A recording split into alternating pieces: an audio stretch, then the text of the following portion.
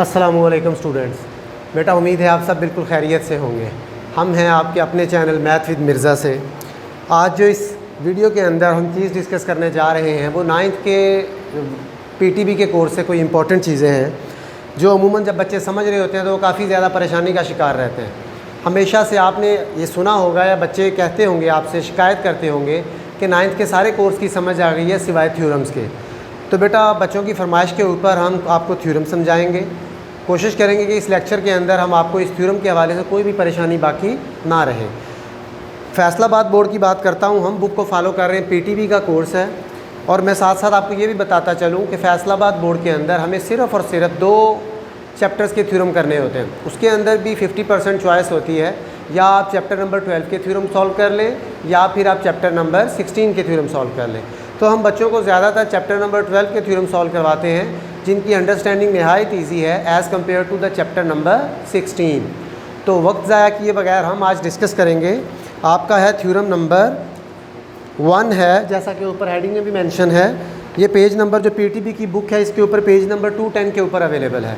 बेटा याद रहे, किसी भी थ्योरम को अंडरस्टैंड करने के लिए सबसे पहले उसकी स्टेटमेंट को अच्छे से समझना बहुत ज़्यादा ज़रूरी है।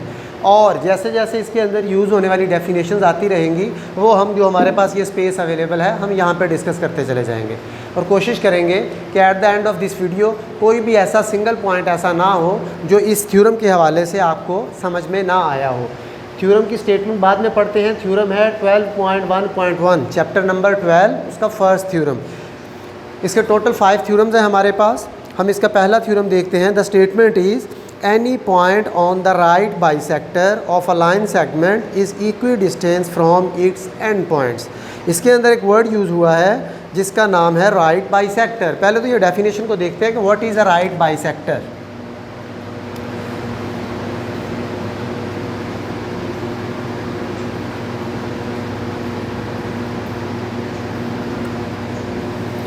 वर्ड है राइट बाइसेक्टर। फिर इसके अंदर 2-3 चीज़ों के अंदर बच्चों को और ज़्यादा बहुत जो कन्फ्यूजन है, जो कन्फ्यूज़ करता है, वो 2-3 चीज़ें हैं। राइट बाइसेक्टर की डेफिनेशन की तरफ जाने से पहले मैं आपको बता देता हूँ, अगर आपके पास ए बी 2 पॉइंट्स का डिस्टेंस है और ऊपर डबल एरो है तो इसका मतलब होता है ये एक लाइन है। क्या है? लाइन है, मतलब कंप्लीट लाइन। और अगर हमारे पास विदाउट एरो लिखा होता है तो इट मीन्स दैट ये रिप्रेजेंट करता है लाइन सेगमेंट को। किसको? Line segment. सेगमेंट का मतलब होता है किसी लाइन का एक ख़ास पोर्शन है, एक टुकड़ा है जिसमें हम इंटरेस्ट है, जिसमें हमारा, जिसको हम डिस्कस करने वाले हैं।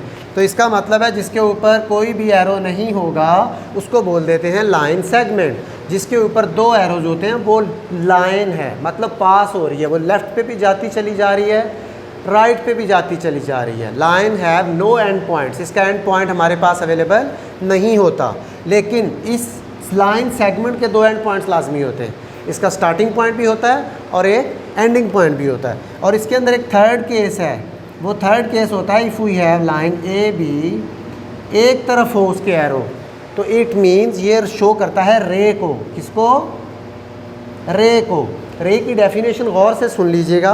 रे एक ऐसा पॉइंट है जिसके हमें स्टार्टिंग पॉइंट का तो पता होता है बट हमें एंडिंग पॉइंट का कोई आइडिया नहीं होता। The definition is a line segment which have a starting point but have no ending points is called a ray. जिसके दोनों पॉइंट्स का पता हो कॉल्ड अ लाइन सेगमेंट। जिसके दोनों एंड पॉइंट्स का ना पता हो या दोनों के ऊपर ये एरोज आ रहे हो उसको बोल देते हैं लाइन। उम्मीद है ये आपको क्लियर हो गया होगा।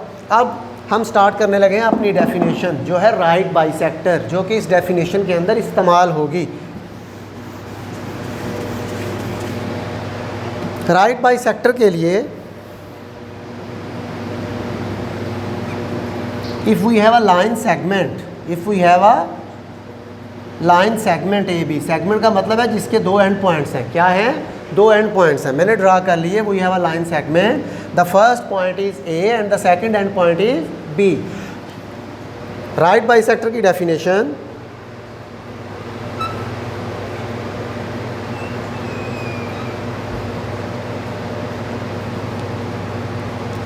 अगर ए बी एक जो है आपके पास, फिर लिख के बता देता हूँ, A B is a line segment and C D is a line. अगर किसी एक लाइन सेगमेंट को कोई एक लाइन दो बराबर पार्ट्स के अंदर डिवाइड करे, दो बराबर पार्ट्स के अंदर इस तरह डिवाइड करे कि वो वहाँ पे राइट एंगल बना दे। राइट एंगल किसको बोलते हैं? राइट एंगल बोलते हैं एंगल ऑफ 90 डिग्री। इसका मतलब है each this one will also 90 degree angle and this one will also be a 90 degree angle. एक ऐसी लाइन जो एक लाइन को दो बराबर हिस्सों में तकसीम कर दे, क्या कहते हैं उसको? Right bisector. दो कंडीशन है, बार बार बता रहा हूँ, फिर सुनिएगा। एक तो 90 का एंगल होना चाहिए सी पे, each angle at C will be equals to 90 degree. First condition ये है कि दोनों एंगल कितने होने चाहिए? 90 एंड 90 ईच। एंड दूसरी कंडीशन ये है कि A C should be congruent to B C. Distance जो है ऐसी जगह से उसको पास करे कि उसका लेफ़्ट और राइट पार्ट्स दोनों जो है आपस में क्या होने चाहिए? कॉन्ग्रुएंट होने चाहिए, मैंने होने चाहिए। अब मैंने एक वर्ड यूज़ किया, टर्म यूज़ किया, उसको बोलते हैं कॉन्ग्रुएंट। क्या बोलते हैं? कॉन्ग्रुएंट। थ्योरम पे जाने से पहले उसको भी हम डिस्कस कर लेते हैं। इसमें कोई परेशानी हो तो मुझे कमेंट सेक्शन में बताइएगा। उम्मीद है आपको ये डेफिनेशन बिल्कुल समझ आ गया होगा। अब हम जाने लगे हैं कॉन्ग्रुएंट ट्रायंगल्स की तरफ। मैं दो ट्रायंगल्स ड्रा करता हूँ, A B C D E and F.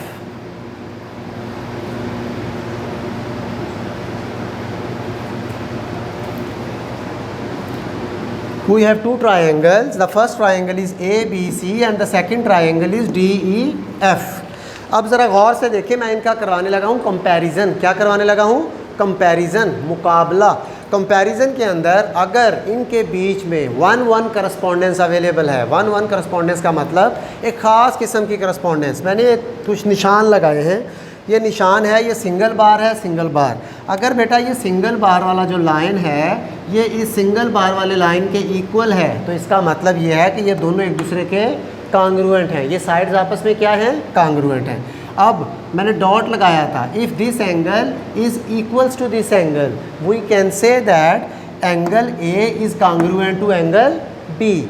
अगर इसी तरह से ये साइड जो है इसकी लंबाई इसके बराबर होगी, we can say that side B C is congruent to E F. अगर इनके दरमियान 1-1 करस्पॉन्डेंस अवेलेबल हो then we can say that triangle A B C is congruent to triangle D E F. आसान अल्फाज के अंदर अगर इस ट्रायंगल की हर साइड और हर एंगल इस ट्रायंगल की हर साइड और हर एंगल के इक्वल हो जाए, we can say that this triangle is congruent to this triangle. और कॉन्ग्रुएंसी के लिए जो हम सिंबल इस्तेमाल करते हैं वो इक्वल्स टू के ऊपर अली मद्दा का साइन, अली मद्दा आम नहीं पढ़ते जो, वो वाला अली मद्दा का साइन डाल देते हैं। इसका मतलब है ये उसके कॉन्ग्रुएंट है, बराबर है। ये तो थी इसके अंदर यूज़ होने वाली 2 से 3 डेफिनेशंस। अब हम चलते हैं अपने थ्योरम की तरफ। थ्योरम की फ़िगर बना लेते हैं पहले, क्योंकि इसका उसके अंदर बहुत बड़ा हाथ है।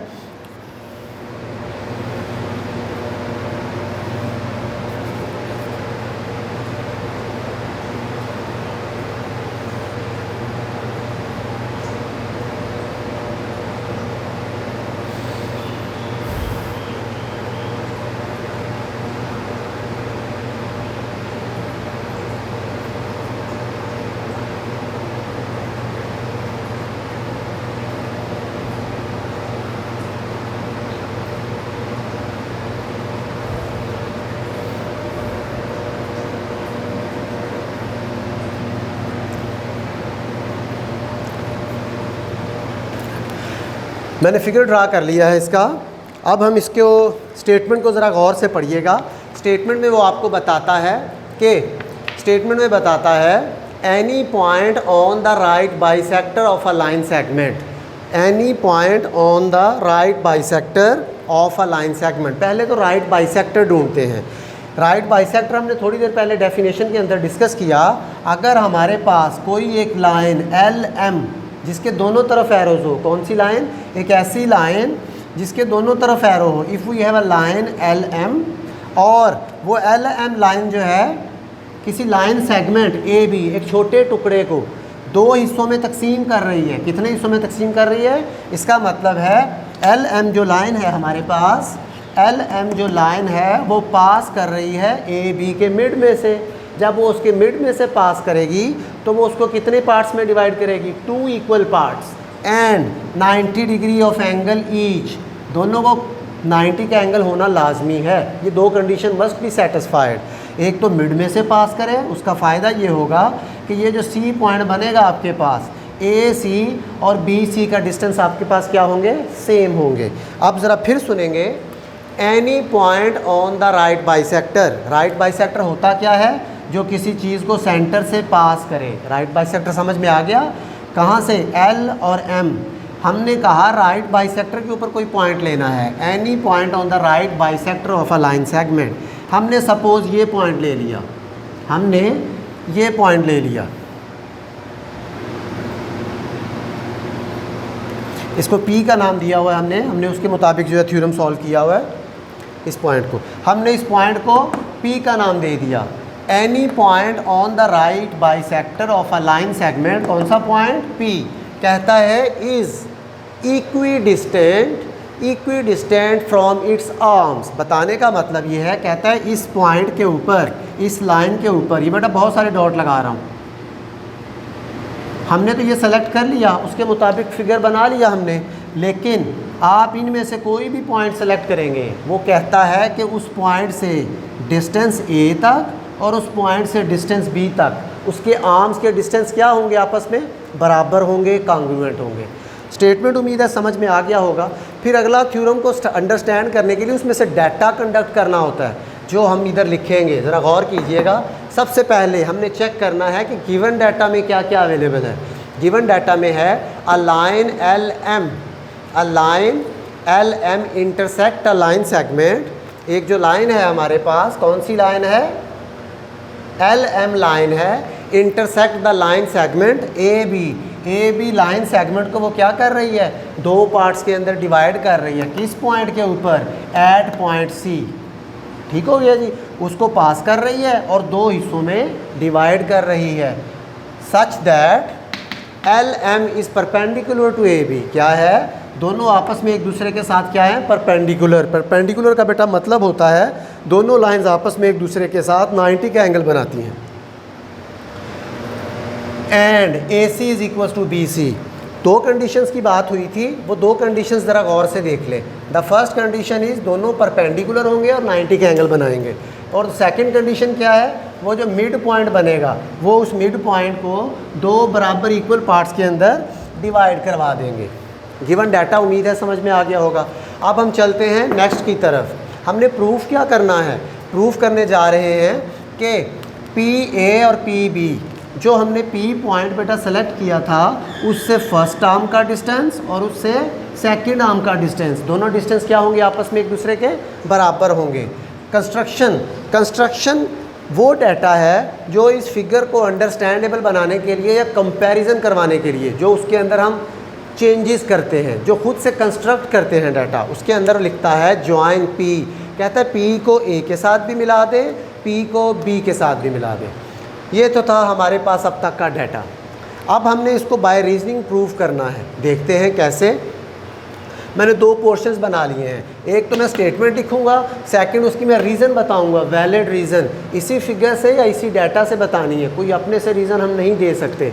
और अब ज़रा कोशिश करें अंडरस्टैंड करने की कि जब मैंने सेंटर वाली लाइन से इसको मिला दिया और ये A को P से मिला दिया B को, तो हमारे पास 2 ट्रायंगल्स बन गई। कितनी ट्रायंगल्स बन गई, 2 ट्रायंगल्स।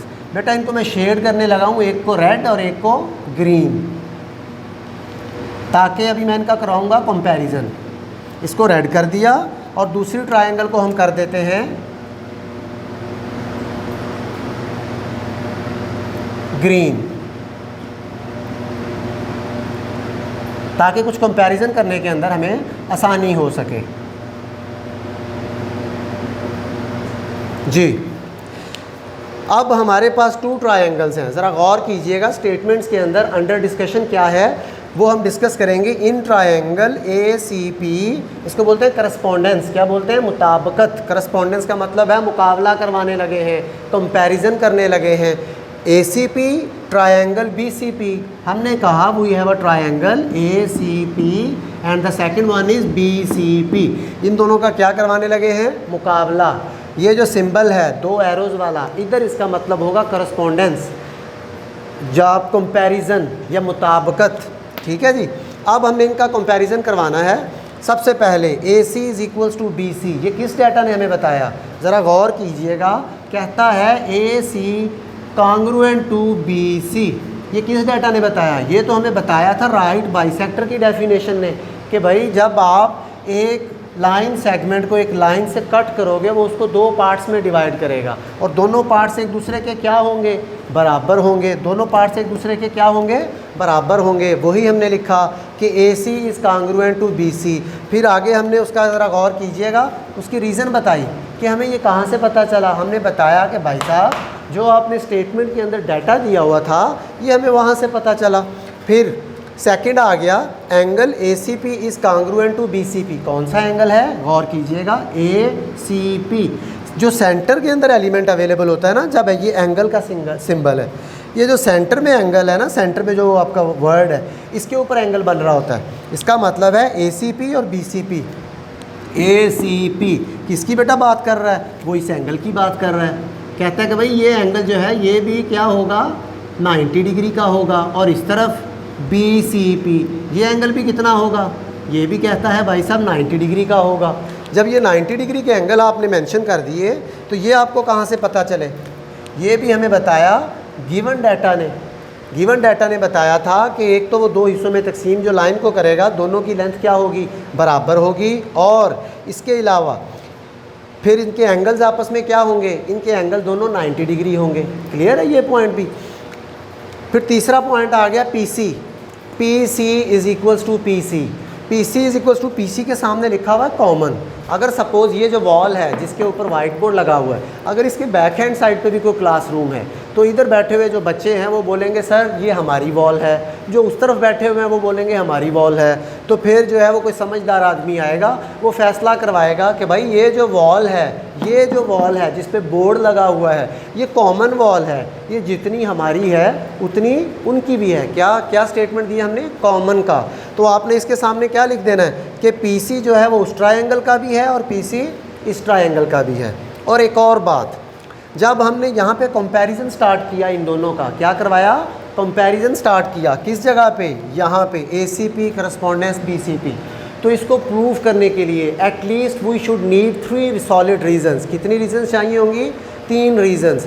या इसकी 3 साइड्स इसकी 3 साइड्स के बराबर कर दे, या इसकी 2 साइड्स एक एंगल इसकी 2 साइड्स एक एंगल के बराबर प्रूफ करवा दे, या इसके 2 एंगल और एक साइड 2 एंगल और एक साइड आपस में इक्वल प्रूफ करवा दे। अब ज़रा गौर कीजिएगा, first reason, second reason and third reason, हमने 3 रीज़न्स प्रूफ करवा दिए जिसके अंदर 2 साइड्स थे बेटा 1 और 3, और जो लास्ट वन था वो आपके पास सेकंड सेंटर वाला है, वो है एंगल का। हमने लिख दिया 3 रीज़न्स पूरे हो गए। This implies that a triangle ACP is congruent to BCP। हमने कॉन्ग्रुएंट यूज़ कर दिया। उसकी क्या वजह? SAS postulate. SAS पास्टुलेट का मतलब होता है मफरूज़ा। आपने कौन सा तरीक़ेकार के तहत इसको मफरूज़े को सॉल्व कर दिया, प्रूफ कह दिया? वो कौन सा तरीक़ेकार है? SAS। S का मतलब साइड, ये वाली साइड, A का मतलब एंगल, तीसरे का फिर मतलब साइड। कौन सा था? Side, angle, side. पास्टुलेट के तहत हमने प्रूफ कह दिया कि भाई ये रेड वाली जो ट्रायंगल है ये उसके कॉन्ग्रुएंट है। ये पूरा रीज़न लिखा हुआ है कि ACP is congruent to BCP। Clear हो गया यहाँ तक? अभी हम इस नतीजे पे पहुँचे कि ये जो रेड वाला ट्रायंगल है ये सारा का सारा कॉन्ग्रुएंट है, इक्वल है, बराबर है किसके? इस ग्रीन वाले ट्रायंगल के। जब ये पूरा का पूरा ट्रायंगल ही एक दूसरे के इक्वल है, each and every side and angle of this triangle is equals to each and every side and angle of this triangle, इसका मतलब ये है कि पी ए और पी बी भी आपस में एक दूसरे के इक्वल होंगे। क्या मतलब है इसका? पी ए और पी बी भी आपस में एक दूसरे के इक्वल होंगे। यही फाइनल रिजल्ट था। इसके आगे क्या लिखा हुआ है? फाइनल रिजल्ट के आगे लिखा हुआ है corresponding sides of congruent triangle. हमने थोड़ी देर पहले उसको बता दिया कि ये ट्रायंगल और ये ट्रायंगल आपस में क्या है? कॉन्ग्रुएंट हैं। जब सारा बता दिया कि पूरी की पूरी ट्रायंगल ही कॉन्ग्रुएंट हैं, तो इसका मतलब ये है कि ये जो उसके आर्म्स हैं, क्या हैं? आर्म्स हैं, ये भी आपस में क्या होंगे? ये भी आपस में कॉन्ग्रुएंट होंगे। और यही था हमारा प्रूफ। अगर फिर भी इसके हवाले से आपको कोई भी परेशानी हो, कोई डेफिनेशन जो है वो अंडरस्टैंड करने में आपको इशू आ रहा हो, तो बराए मेहरबानी हमें बताइएगा। हम कोशिश करेंगे कि आपका इस हवाले से कोई भी इशू बाकी ना रहे। अगर आपको ये अच्छा लगा हो तो बराए मेहरबानी चैनल को लाइक करें, वीडियो को लाइक करें और अपने दोस्तों के साथ शेयर करें। अपना बहुत सा ख्याल रखिएगा। तब तक के लिए अल्लाह हाफिज़।